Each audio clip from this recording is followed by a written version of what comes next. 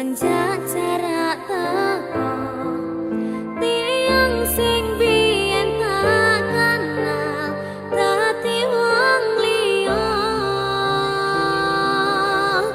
ternyata LDR pahit tenan boten seindah kembang tulip ning taman koploku isih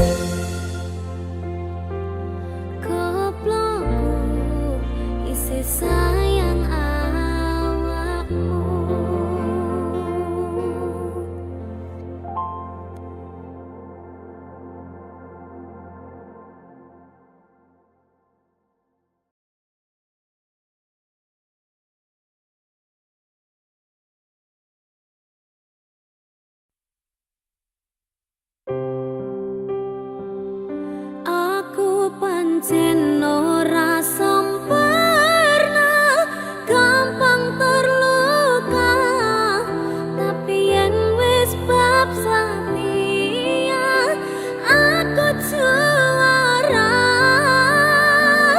Coba sawangan sithik wae perjuanganku, bayangkan jika cerita kita ini bisa membuatmu bahagia.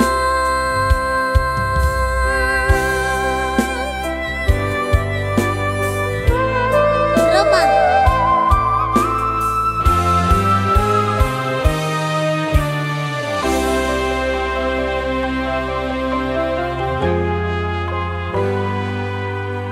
Sampun boten enten tenagane, damel ngimbangi liyane sing ketok enak uripe.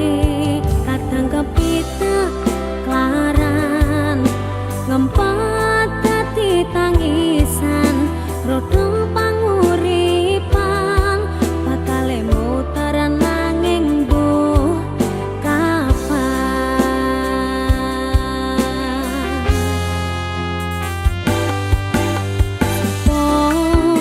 To sing pengen kaya ngene, terlahir rasuki pondo, sadar aku kalah rupa. Terserah kowe sayang do aku ora, aku ra maksa. Tapi yen wis bahas tresno, sing jelas aku sing selalu ono.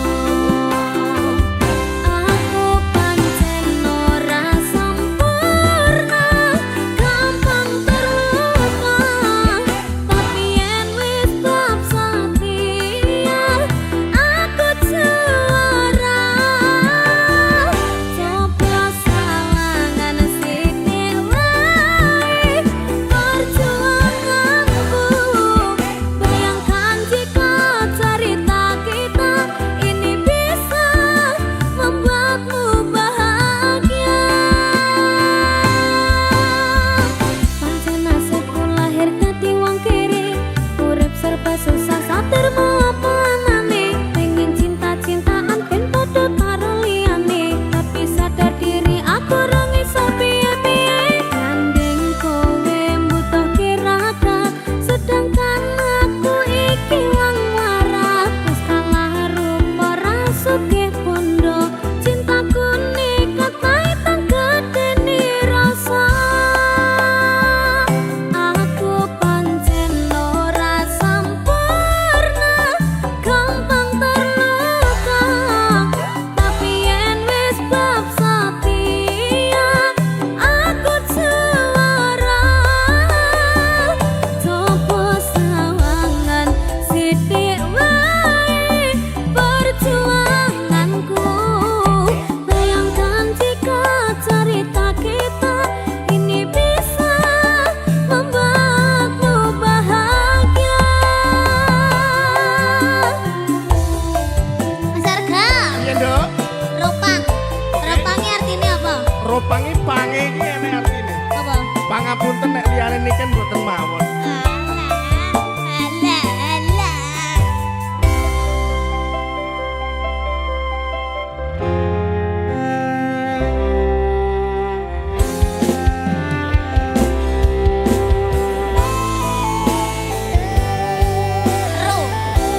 Roh.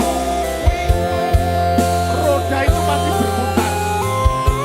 Ora rondo panguripan mau. Kenapa wong kere selalu dicampakan? Menggelit hatiku aja remuk kau abaikan. Tahunan kepikiran selalu terbayang-bayang, meski disepelekan ku coba mengusahakan. Romos rene ku berjuang, cintaku takkan pernah latah. Kowe tetap tak sanding, rasaku tak berpaling. Aku tiada tanding, ku pastikan happy ending. Aku pancen ora sempurna,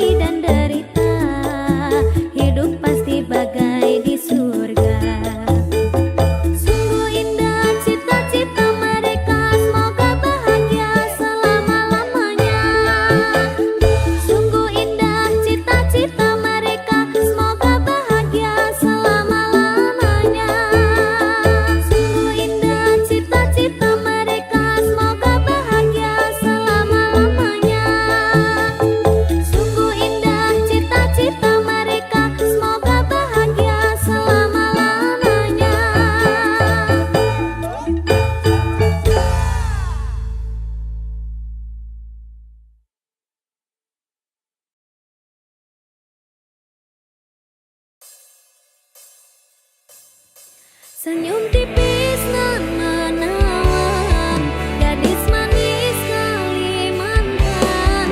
Maulah ulun tak bayang-bayang buah piang.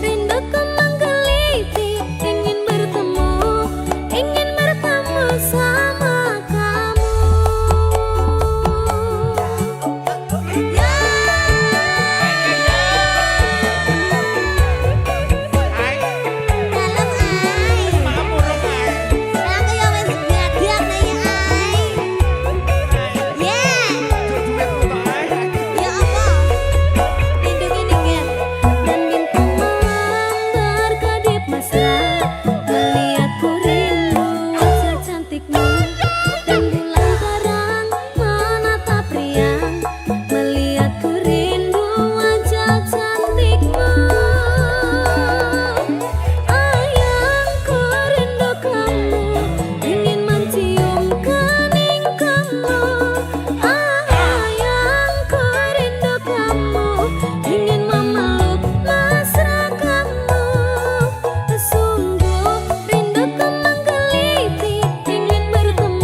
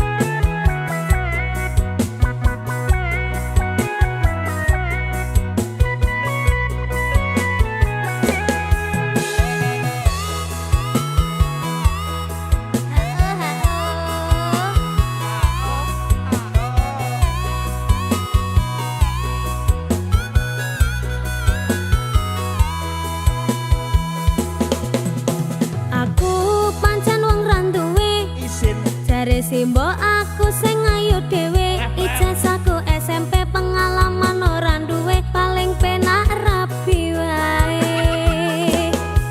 Aku rapi, aku kenal cowok, irunge rada sempok, setengah tua, iki awak lagi bosok, raleh duwe saka simbok, pengen nyambel renek Lombok. Kamu cakep bikin aku penasaran, oh ya kayak artis yang turun dari sedan. Aku pusing karena selalu mikirin, ku bawakan dukun dari Magetan, Magetan ora mempan. Kadukun Jombang ora mempan. Kadukun Ngawi saya edan. Aku bunuh diri mangan duren sak kulite, menek power sak nyeploke, enek bocah ganteng dhewe gawerene tak rapine. Pertamanya aku nggak mengerti kenapa ditangkap Pak Polisi, digebukin setengah mati, disuruh ngakuin barang bukti. Masalahnya karena narkotika, heroin, putau dan sabu-sabu. Wajahku dipotret wartawan sehingga fotoku masuk koran. Jangan bung, jangan menghisap sabu, larangan agama. Jangan bung, jangan membajak lagu, larangan negara.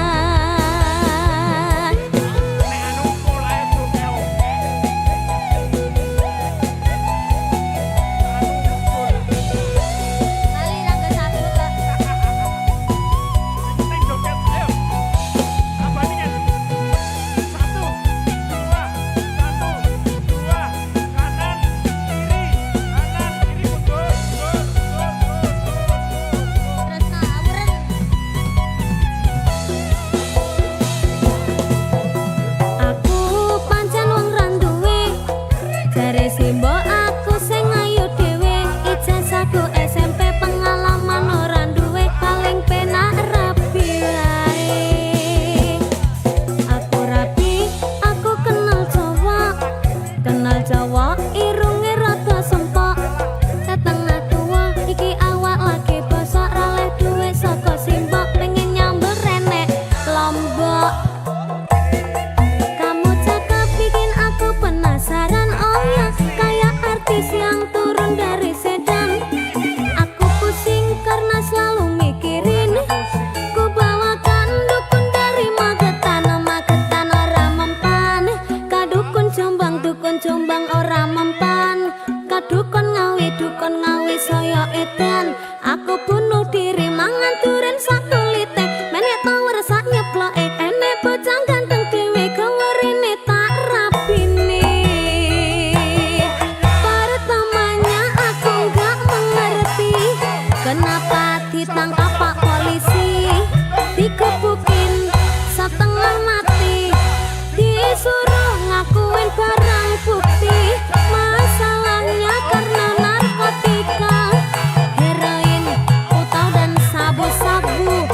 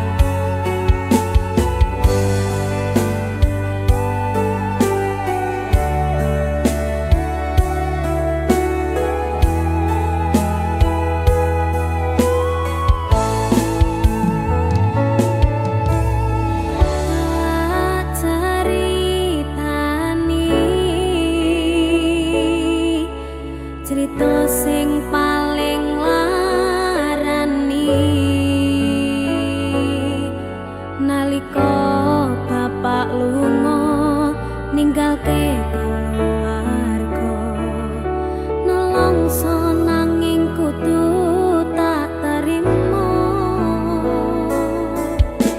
sing gawe tambah lara wong tuwa ono kaya ra ono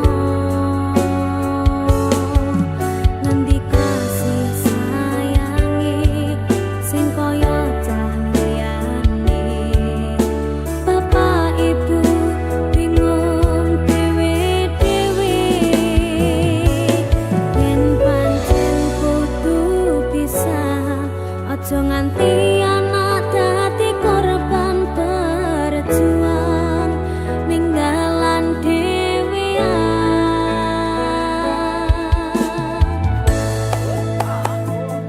ora ono sing njaluk dilahirke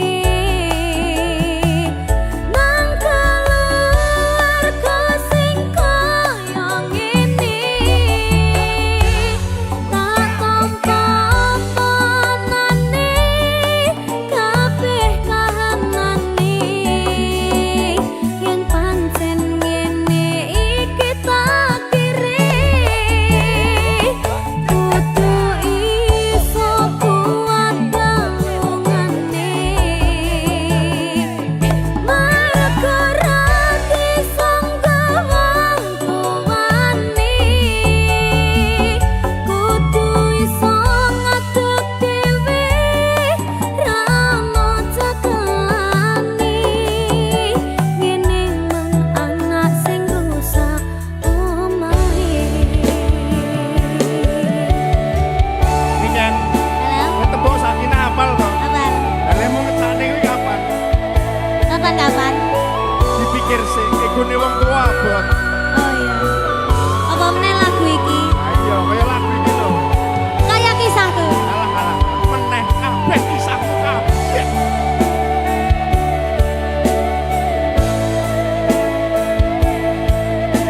Sabar ya, Nak. Yen pancen kudu pisah, aja nganti anak dadi korban berjuang ninggalan dhewe.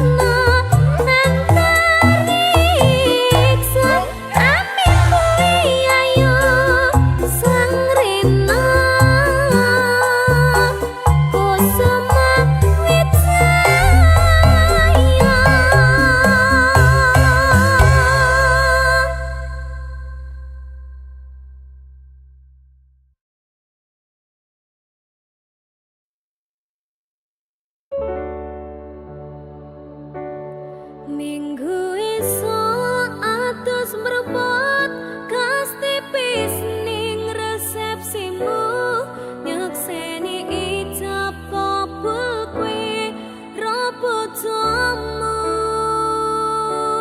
statusku mbiyen pacar saiki tamu undangan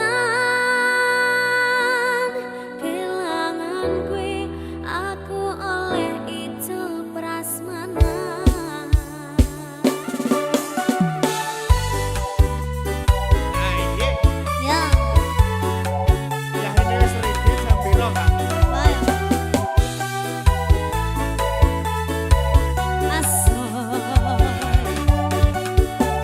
Mangan daging sapi karo maca Quran. Terus, Nak kira dirapit jebul tamu undangan. oh man, Rasane bingung isih ra percaya telung sasi wingi aku isih pacarmu sebab saiki ana wong liya rasa sedih pengen nangis tapi kok wagu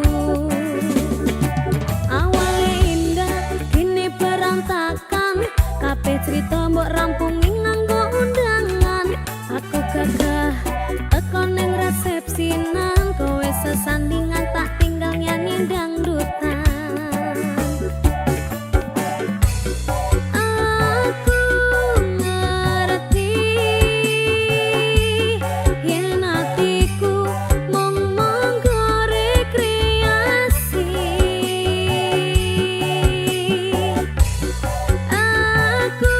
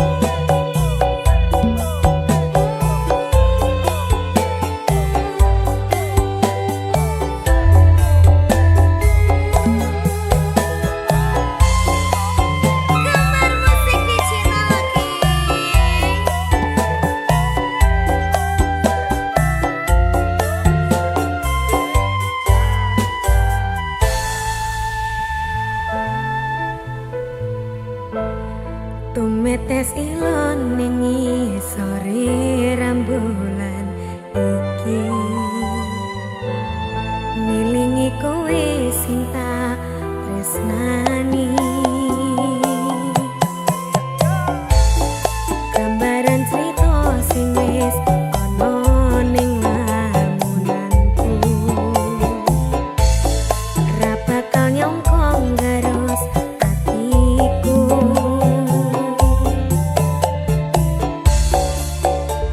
wis tak cukupno kekarepanmu nanging ra ono aji ning ngarepmu kudu aku sing ngalah pengenmu aku salah ngempet nangis nganti bubrah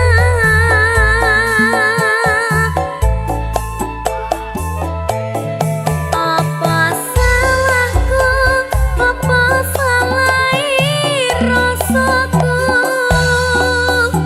mutusi katresnan nganti kelaran-laran Gusti pengen kuning urip sing mangsa pisan iki kutune aku karo kowe dadi siji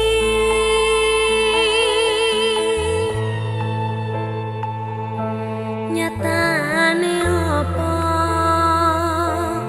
mbok tinggalno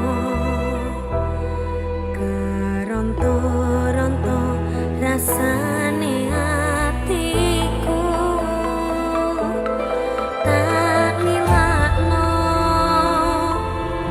kowe lunga pungkasane critaku wis temu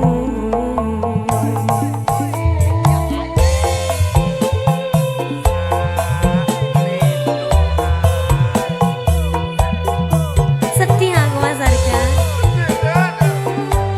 nyapa kok kudu aku sing ngalah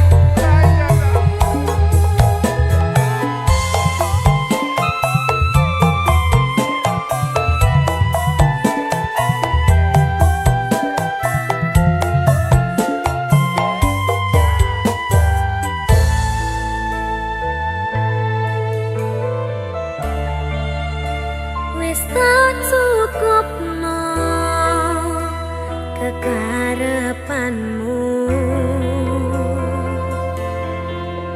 nanging ra ono aji ning ngarepmu kudu aku sing ngalah pengenmu aku salah ngempet nangis nganti bubrah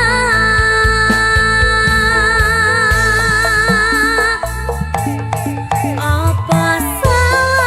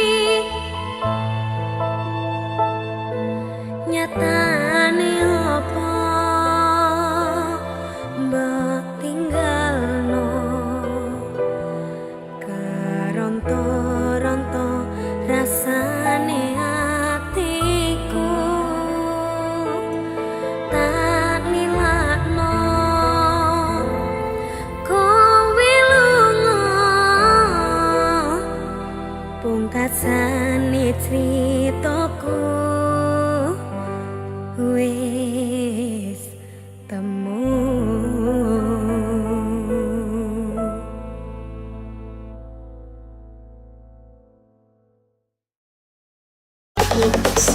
Cinta tuh hanya sebatas bobo isi kantongmu saja